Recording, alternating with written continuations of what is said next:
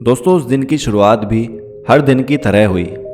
अंजलि अपने काम पर गई, जहां उसने हर घर में अपने काम को पूरी लगन से पूरा किया।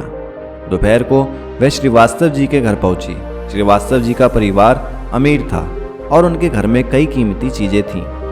अंजलि वहां सफाई कर रही थी कि अचानक उनकी बहू ने शोर मचाया। मेरा हीरे का हार गायब है, बहू ने चिल्लाते हुए कहा। पूरे घर में अफरा तफरी मच गई। सभी नौकरों और कामवालियों को बुलाकर पूछताछ शुरू हुई। अंजलि भी परेशान खड़ी थी। यह हार आखिरी बार मैंने यहीं टेबल पर रखा था। अंजलि, तुमने देखा क्या? बहू ने सीधे उससे पूछा। अंजलि ने तुरंत जवाब दिया, नहीं दीदी, मैंने हार नहीं देखा। लेकिन बहू को शक था। उन्होंने कहा, तुम रोज हमारे घर में काम करती हो, शायद तुमने ही लिया होगा। अंजलि का चेहरा सफ़ेद पड़ गया। मैंने कुछ नहीं किया, उसने कांपती आवाज में कहा। लेकिन बहू ने उसकी बात पर भरोसा नहीं किया। अगर तुमने नहीं लिया तो तुम्हें अपनी झोली की तलाशी देने में कोई परेशानी नहीं होगी, उसने कहा। अंजलि ने अपने आत्मसम्मान को दबाते हुए कहा, तलाशी ले लीजिए, मुझे डर नहीं है क्योंकि मैंने कुछ नहीं किया। बहू ने उसकी झोली की तलाशी ली, लेकिन कुछ नहीं मिला।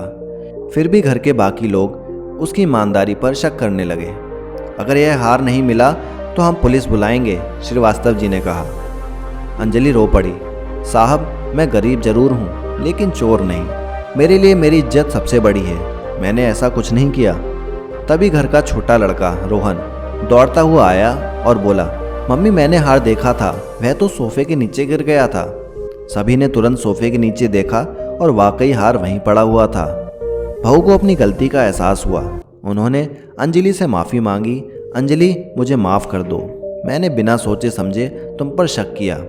अंजलि ने कहा, मालकिन, माफ़ी मांगने की ज़रूरत नहीं, लेकिन मैं आपसे गुजारिश करती हूँ, कभी किसी पर बिना सोचे समझे आरोप मत लगाइए।